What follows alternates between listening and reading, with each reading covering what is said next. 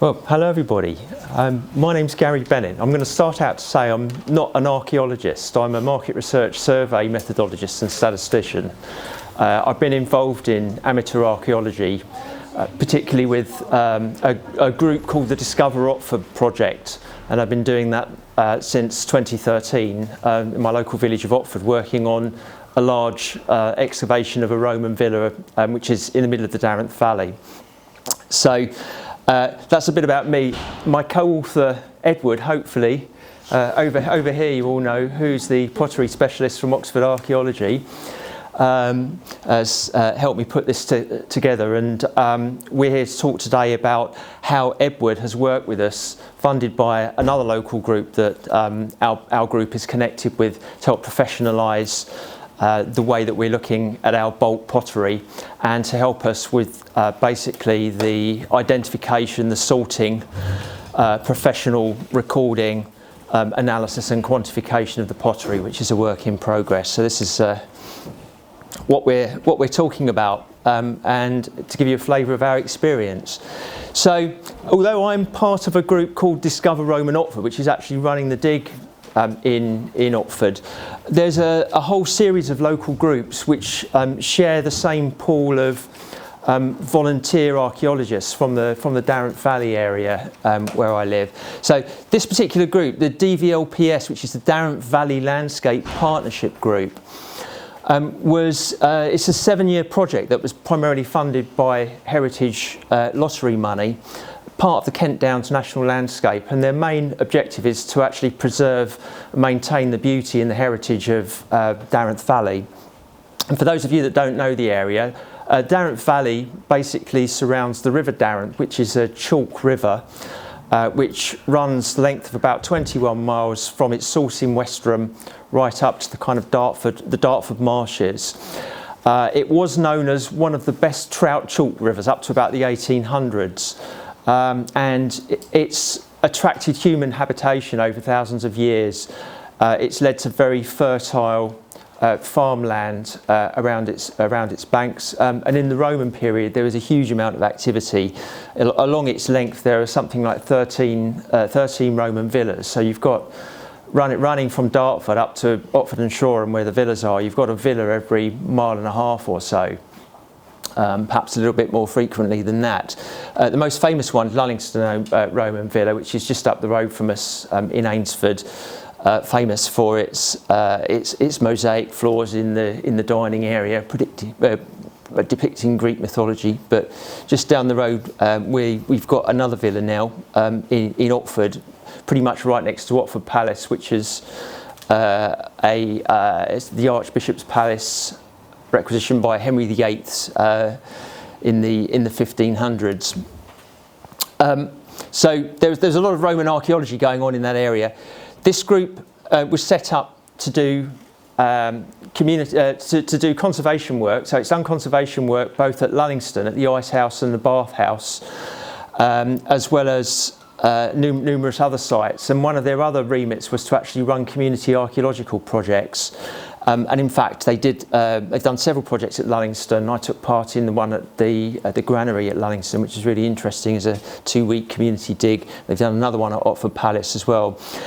The T-barn basically is a building which they rent on a local farm, which is the centre that they use for their volunteers to actually do post-excavation work on the community digs which they're doing. And it's made up of volunteers from a collection of our local groups. So we've got some people from the Discover Otford project overlapping with the regular T-barn volunteers who do the analysis on their community digs. We've also got people from the Archbishop's Palace Conservation Trust who've taken over a number of pottery assemblages going back sort of 30 or 40 years from the area as well, and are analysing those.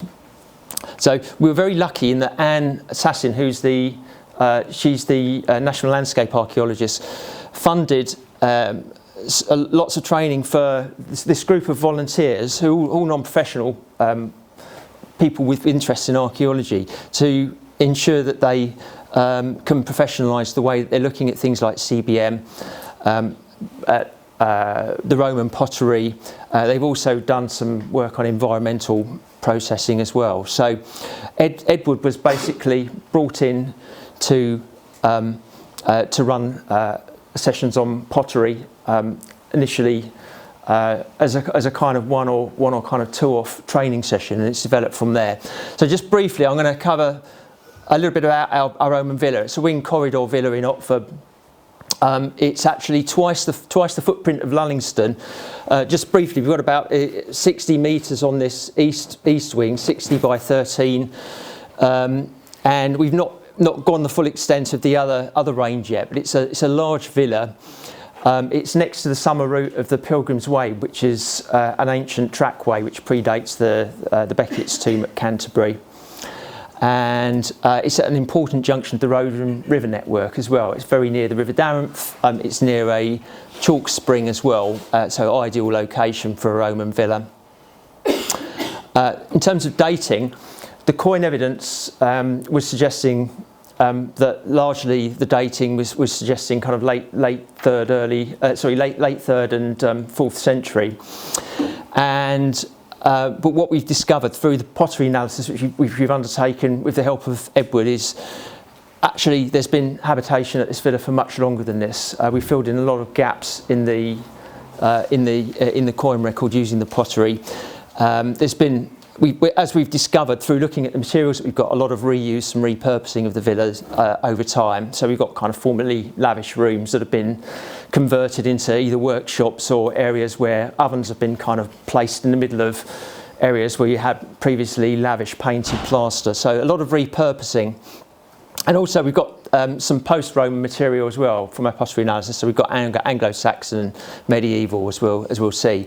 So the case for pottery analysis really at our site was we wanted to do evidence-based archaeology, and we had a huge amount of bulk pot that had built up since 2013, which had largely been bagged by context and was just sitting in the stores. Nobody had really spent much time analysing it. So after we had the training from Edward, basically the view was that we wanted to fill in gaps in the coin record. So I've actually got an extract here. I said at the beginning, I keep the coin records for the site, among other things as well. So this is an extract from our coin records. We've got about 270 specifically datable coins at the moment, and you can see we've got this kind of late 3rd and 4th century floret here, you know, and quite a kind of peak at the end, but gaps in the coin record here. So the idea with the pottery analysis was basically to try and help fill some of these gaps and to see whether there was something that we're missing, and also to tell us something about the cultural activity at the site as well. So also we wanted to put Edward's training from the DVLP to practical use as well, and rather than just kind of store that up and wait for the next community dig, we had this obviously huge store of material that we wanted to go through.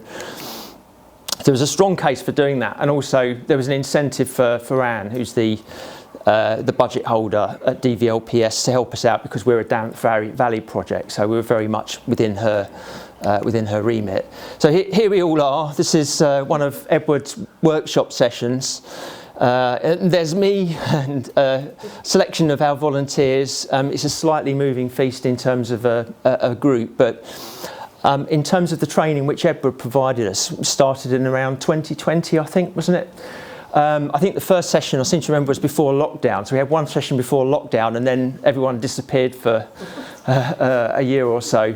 And then I think we did a couple of Zoom sessions during the second lockdown, and then continued after that. But we've covered basic wares initially with Edward in classroom settings. He's done a classroom setting on forms, on inclusions, and then telling us or showing us how we can professionally record the site. So where our material came in was with the practical workshops, because I think personally there's no substitute for actually just handling ceramics. And we had a huge amount of material available for that. So I'm just going to talk about some non-typical parts before I get on the typical parts of the assemblage first. And you can see from here, I'm just giving a timeline here. The pottery has really filled in those gaps that I was talking about earlier on. So whereas previously the coins were sort of mainly stopping at around the 210s, 220s, with only one coin prior to that, it's clear we've got a considerable amount of early Roman pottery there as well. We've got Patchgrove ware, top left, which is actually a local industry from Oxford as well, which tends to date up to AD 120. We've got a ring and dot beaker, which is a London ware as well. We've got a Pompeian red ware. It's a classic example of one that was originally misidentified as an Oxford colour coat, but obviously clearly the form is not of that. So that's an early dated one which we identified. So we're getting a lot of, we're getting significant amounts, significantly small but significant amounts of material pre-AD 120, which is interesting. We've got Samian, mainly kind of Central Gaulish Samian, just represented by the one sherd there. We've got some interesting stuff in the 3rd century. So there's the amphora, which Amanda was talking about earlier on, that was used to cover a neonate burial that we had on the site, which is the third one along here. This was a fantastic piece of mortaria. It's a solemn mortaria. I had no idea what it was when we first got it. It's a huge thing, piece of rim, and I estimate that that's got a diameter of at least 1 metre across. I mean, it's a huge mortaria. I mean, it sort of blew me away when I actually tried to measure the thing. And that's a classic example of something in the early workshop sessions that Edward helped us identify. We had no idea what the material was for that. So that's showing this substantial, at some point anyway, food production going on at the site. We've got some BB1 moving forward. We've got some Neem Valley. A nice section of a kind of hunting pot there with a, I think that's a rabbit being chased by a greyhound or something like that on there.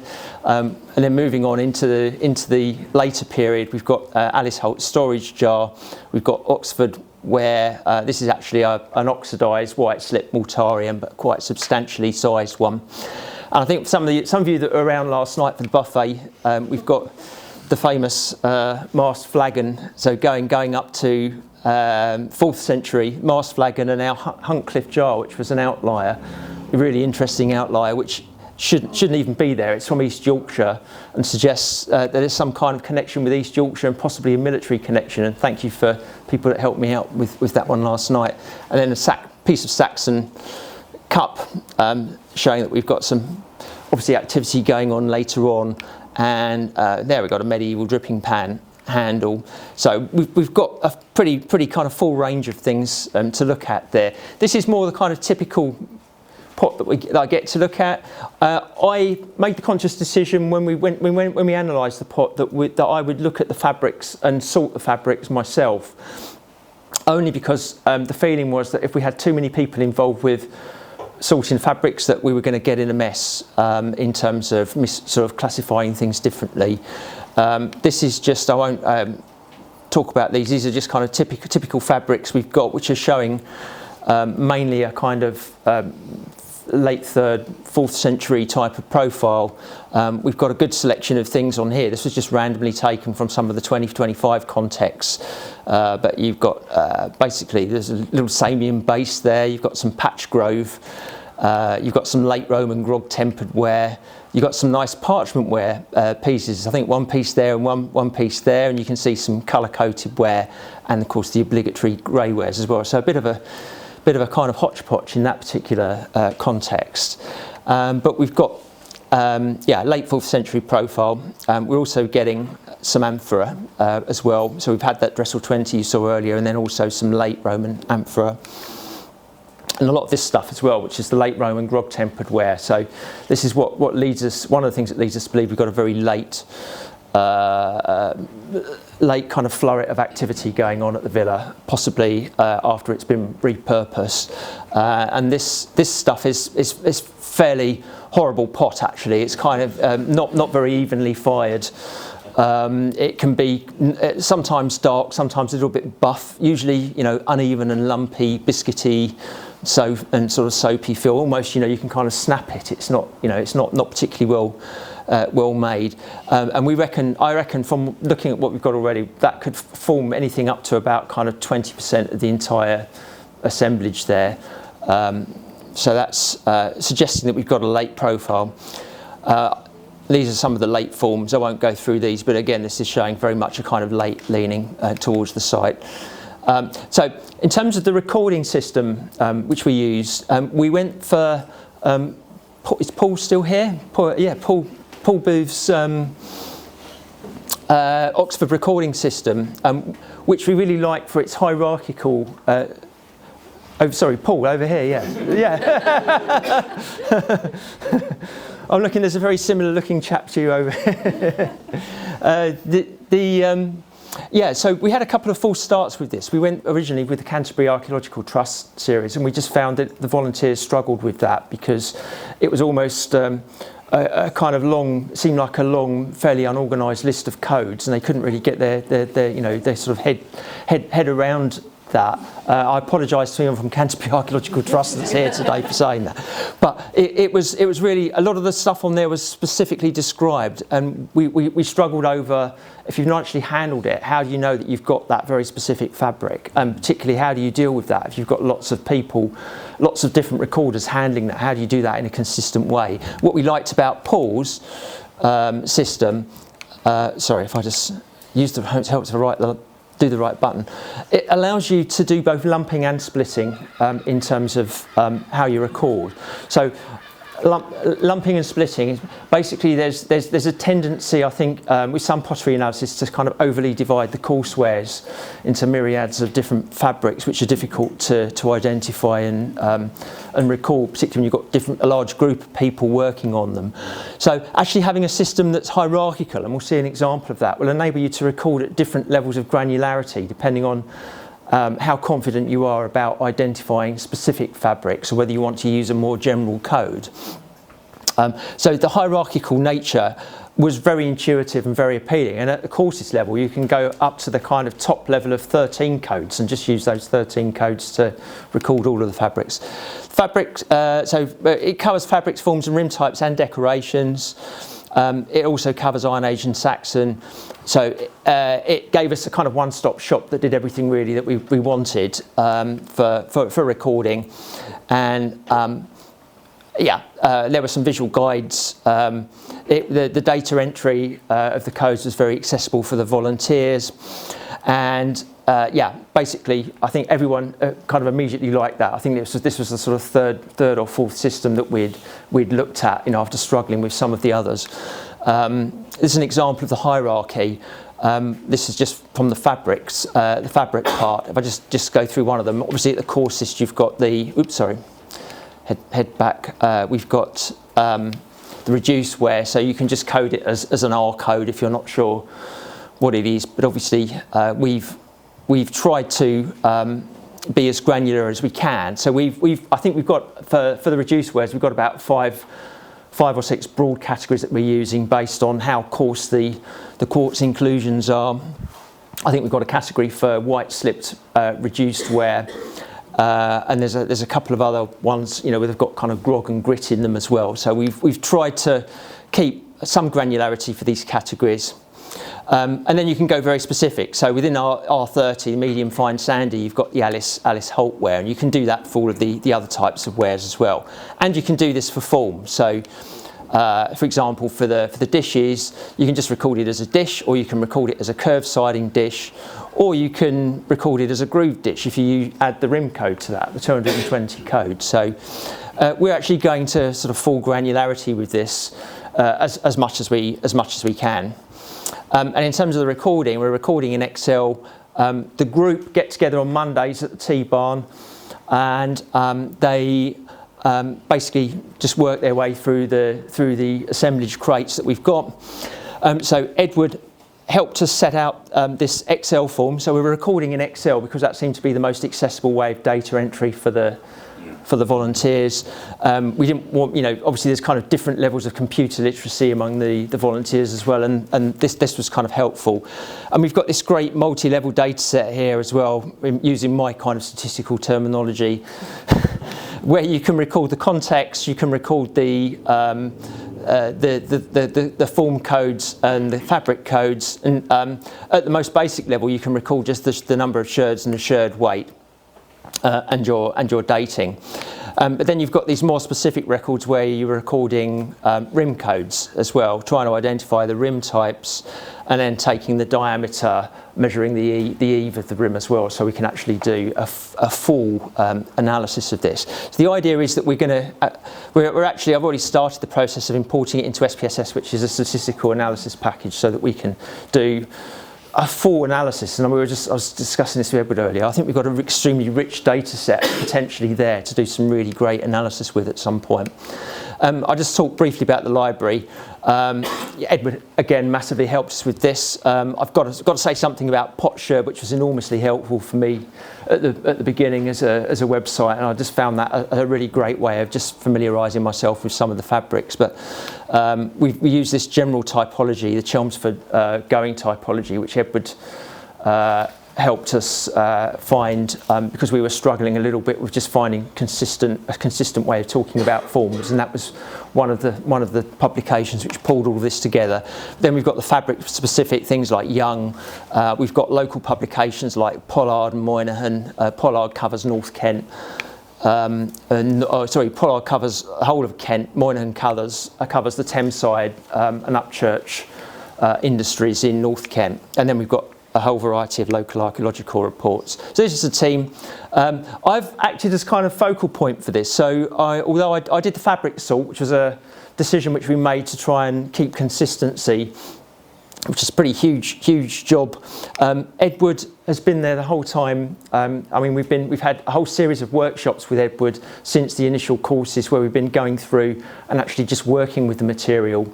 And in the groups, just actually doing some live recording, and then in Edward's absence, while they've actually been doing some real recording of the bulk, I've been trying to sort of step into that role of helping answer questions and being a point of contact with Edward if we've got any things which I'm struggling with.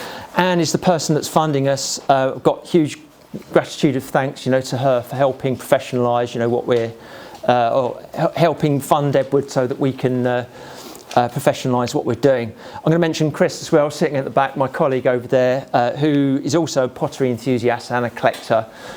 He's our GIS and mapping man, so he does all of the kind of plans and all sorts of things, as well as being a supervisor at the site. And he's also a potter, so he's got the perspective of somebody who actually makes pots as well, which is quite useful from time to time when you're looking at this. And then our T-barners, who basically do all the recording, with me and some of the others on WhatsApp, when they've got any difficult questions or want to post pictures of things. So in terms of the challenges, I've got this slide up. I thought this perfectly sums up the pottery journey for me particularly. Also I think for the group. This is certainly true. Was the case for me. I think probably about 6 months after we'd been handling it, I suddenly was like super confident. I thought, yes, I can do this, and was putting everything in buckets and quite often getting things in the wrong bucket to start with. I particularly remember a case of classifying everything that was kind of big, like kind of quartz, like large quartz inclusions as BB1 at one stage. Everything was going down as BB1, and it was just kind of ridiculous. So I've gradually realised, I think, from beginning my kind of hubris to how little I actually knew. I'm hopefully on the path now to enlightenment. I'm still like, I could probably place myself lower down than I've done there. Because the one thing you realise is the more you do this, the more you realise that that there are kind of gaps in what you know, and uncertainties. So enough of that. Talking about the challenges. The fabric sorting is essential that you have. From my point of view, this is something Edward drilled into us. Stereo microscope for looking at fabrics. So I've got a loft area at home which I've been using for analysing all of this material, with a building up kind of pottery reference collection over time as we've been sorting these things. So initially when we did this, we had a lot of follow-up sessions with Edward where my kind of growing bags of I'm not sure what this is got taken along for Edward to adjudicate on, and also we took along our sorted bag so they could actually go through material and confirm that we'd classified things as the right fabrics as well. Practicalities, I'd say one of the things, I've mentioned to a few people last night as well, one of the things I feel quite bad about is we've got it's gone from a sort of fairly poorly stratified site to something that's got a lot of stratification and a 5 by 5 metre grid system now. So that means if we're trying to look at this by strata and by grid, it's a lot of plastic bags when we're trying to actually sort the pottery. So you can imagine you start out with a lot of plastic bags, and by the time you've sorted it into 12 different fabrics, you've got lots of satellite bags that then sit within that. So it's a heck of a lot of practice. The other thing I discovered is you can get a bad back very easy if you spend too time one of these things. I think my family thought I'd just lost my mind because I was spending hours and the whole weekend sometimes up in the loft, peering down the microscope, all of this stuff. Ceramic dust as well. I don't talk about my loft area. It got in a bit of a mess. The last thing that happened was we got a bag of material in from the site, which unfortunately brought in some unwanted insects with it as well. And we ended up with field bugs all over the rug upstairs. So I've had to completely clear the assemblage out. So a few of the kind of hazards of doing this and the timing. I started out thinking we were going to do this quickly, and then realised this is going to go on for years. I'm going to be in my 60s by the time this is finished. So the surprises was for us when we first started the dominance of the grog temperware, as I said earlier on. But also we've got a lot of distinct and unsourced fabrics, things that look like they're imitating, for example, Porchester D and Mayan type fabrics, the very coarse 4th century fabrics with similar forms as well, with kind of hooked rim jars and that kind of thing. So a lot of them have been just kind of lumped into the general, one of our kind of 5 general reduced wear codes.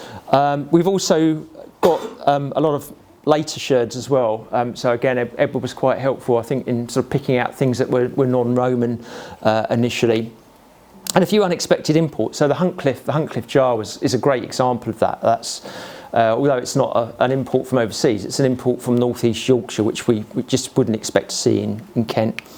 The mistakes, overconfidence, I've spoken about that already. I'm not personally a fan of eyeglasses. I find that it's more of a strain looking at an eyeglass through, looking at fabric through eyeglass than it is through the microscope, and probably worse for your back as well.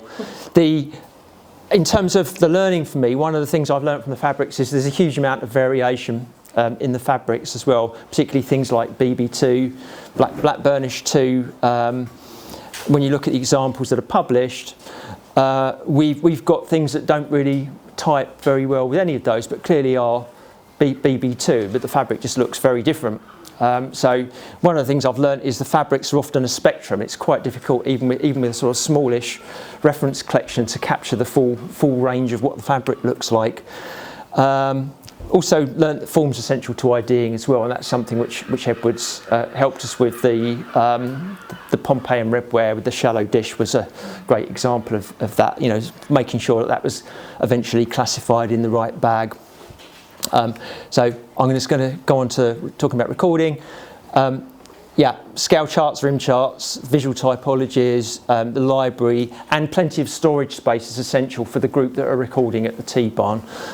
They are spoilt there. They've got central heating, they've got tea and coffee making facilities, they've got a nice kind of bathroom area there. I mean, in archaeological terms, they are spoilt.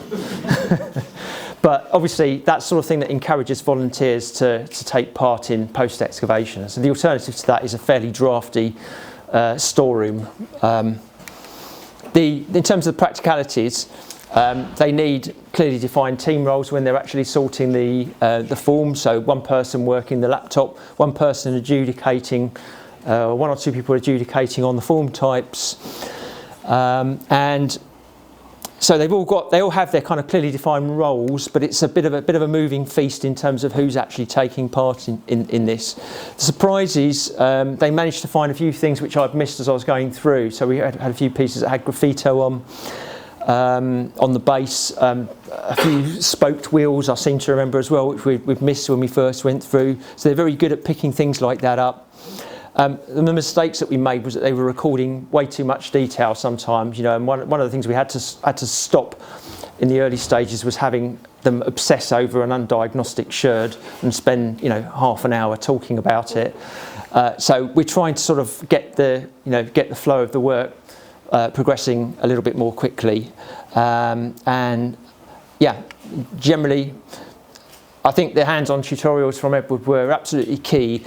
He showed us things like how you can mistake a snapped-off averted rim for other things, and that was something which confused the group initially. When they take a snapped-off averted rim and they hold it up the wrong way to make it look like it's pointing upwards rather than like that, you can end up with misidentification of the vessels as kind of plain rim jars or things that are a little bit nonsensical. So Edward's helped enormously about how you orientate those things to make sure that you've got them up the right way when you're measuring the rim measurement. That was invaluable. Decoration as well, he's helped us with, and with the general typologies, so that we know kind of broadly where the probabilities are saying that things are likely to be. We know we're kind of late 4th century as a floret, so we know those things are more likely to come up. If it's a little tiny fragment, it's more likely to be a snapped off piece of averted rim than something unusual. The thing I'm just going to mention is, one of the things that I've concluded from this is that we've got a hell of a job on our hands doing this, and it's going to, we're not there yet. We're in a work in progress. We think we've got about 200 to 250 kilos of pot altogether. I just have to speed you up because people are getting trains and stuff. Okay, that's fine. No, this is the last slide. Sampling, I'm going to skip over. I think there's a topic there. Edward pointed me to Clive Alton's book about sampling in archaeology, which I think is interesting. I know it's a contentious subject, but it's something I'd like to spend more time thinking about. I think we've kind of, so far down the road of doing a census here. The point is it's a lot of work looking at an open site like this. This is our last slide, basically. In terms of suggestions, I think we had a number of different context systems which have caused confusion or have caused us a lot of work in terms of the recording. So we definitely start out, I think, and try and be more consistent from the start if we were to do this again. And start earlier, because I think there was a gap of something like 7 years before we started recording the pottery. Yeah, I think there's ways we can shortcut this. We could do like a fast way in before we do the more kind of detailed recording of this. One of the legacies I've got to make of this is to actually raise the skill levels across the group of the fabric identification, because I've sort of been hogging that as a discipline myself, but that's one of the things which I'm in the process of doing, which is sort of making sure that other people have got the reference collection there so that they can then take on that part of the role as well. In terms of the pottery community, it's a little bit of a sort of wish list here. I know the recording system, we're pretty happy with the one we're using, but there are obviously lots of different systems out there, so making comparisons across sites can be quite tricky. I wasn't actually aware of the national typology until that came up, or the work that's going on the national typology at the moment. But again, that would be really useful for us, because although going was useful, this would be great for people that are starting out doing community work like this. And yeah, things like more imaging available on the web for people to look at. More relatable microscope imagery as well, based on sorts of things that you sort of see for real under a stereo microscope, which would be good. And making some of the sources a bit more accessible, publicising those. Some of them I've just found a little bit kind of tricky to find. So there's a little bit of a wish list from us, but that just about kind of wraps it up. So sorry if I've overrun a little bit.